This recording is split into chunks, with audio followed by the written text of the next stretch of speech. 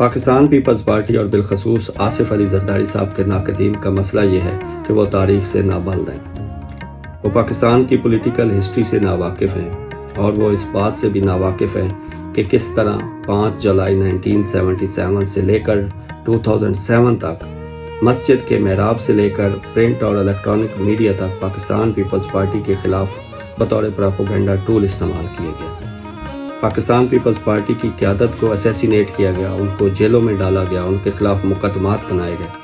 اور Pakistan Peoples party کے جالوں کو پاکستان پیپلز پارٹی کے ورکرز کو کوڑے مارے گئے، ان کو پھانسیاں دی گئیں اور ان کو جیلوں میں بند کیا گیا۔ یہ تاریخ آپ لوگوں کے سامنے ہے۔ اور پھر 1987 میں جب آصف علی زرداری صاحب کی محترمہ بے نظیر بھٹو سے شادی ہوئی، تب سے لے کر آج تک وہ مختلف مقدمات کا، مختلف پروپیگنڈا کا شکار رہے ہیں۔ انہوں نے اپنی جوانی کے 14 سال اپنی جوانی کا پرائم ٹائم جیلوں میں گزارا ہے اور مختلف مقدمات کا عدالتوں میں سامنا کیا ہے۔ میرا خیال ہے اٹس انف ٹو پروو کہ ان کے خلاف جو مقدمات تھے وہ جھوٹے تھے۔ اگر آپ 14 سال ان کا ٹرائل کر کے بھی ان پہ جرم ثابت نہیں کر سکے تو میرا خیال ہے جو ناقدین ہیں ان کو چاہیے کہ کیپ دیئر ماؤتھ شٹ۔ اگر آپ 14 سال بھی ان کے خلاف مقدمات ثابت نہیں کر سکے تو میرا خیال ہے آئندہ بھی آپ کے دانت اسی طرح کھٹے ہوں گے۔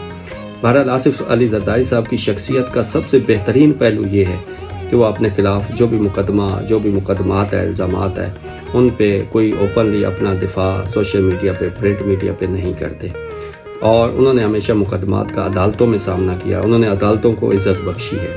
اب جو ایک لیڈر کی بات کی جاتی ہے کہ وہ کس طرح جیل میں گزار رہے ہیں اور بڑی بہادری کے ساتھ، بڑی ہمت کے ساتھ، میں سمجھتا ہوں کہ جب وہ 14 سال جیل میں گزار کے بھی جب جیل سے باہر نکلیں گے اور کہیں گے کہ پاکستان کھپے، تو پھر میں سمجھوں گا، پھر میں ان کو سلوٹ کروں گا کہ وہ واقعی آصف علی زرداری کے ہم پلہ کے سیاستدان ہیں۔ اور میں بطور ایک پولیٹیکل ورکر سمجھتا ہوں کہ کسی بھی سیاستدان کو اس طرح کے سیاسی مقدمات میں بند نہیں کرنا چاہیے۔ بہرحال ان باتوں سے بالا تر ہو کر میں آصف علی زرداری صاحب کا جو طرز سیاست ہے وہ میں سمجھتا ہوں جالوں کے لیے، پاکستان کے پولیٹیکل سسٹم کے لیے ایک بہترین نمونہ ہے کہ کس طرح انہوں نے مفاہمت کی سیاست کی، سب کو ساتھ لے کر چلے، کس طرح انہوں نے دور میں دہشت گردی کے خلاف مقابلہ کیا، دہشت گردی کے خلاف ایک بیانیہ بنایا اور دہشت گردوں کے خلاف ایک باقاعدہ جنگ کا آغاز کیا، اور جس کے نتیجے میں آج ہم ایک پرامن اور ایک بہتر پاکستان میں کھڑے ہیں۔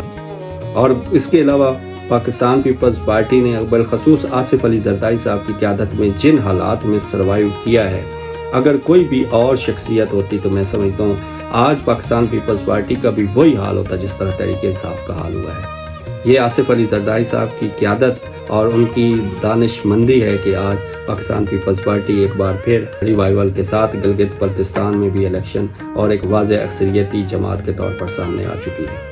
جو لوگ کہتے تھے کہ پاکستان پیپلز پارٹی صرف سکڑ کر ایک سندھ کی جماعت رہ گئی ہے، ان کے لیے میں سمجھتا ہوں ان کے منہ پر ایک تماچا ہے۔ آخر میں گلگت بلتستان میں پاکستان پیپلز پارٹی کی واضح اکثریت پر میں جناب پریزیڈنٹ آصف علی زرداری صاحب کو، جناب چیئرمین بلاول بھٹو زرداری صاحب کو اور ہر دل عزیز گورنر پنجاب ستار سلیم حیدر صاحب کو مبارکباد دیتا ہوں کہ ان کی ایک بھرپور کمپین کے نتیجے میں گلگت بلتستان میں پاکستان پیپلز پارٹی کو کامیابی حاصل ہو۔ پاکستان کھپے، پاکستان زندہ باد، جیے بھٹو۔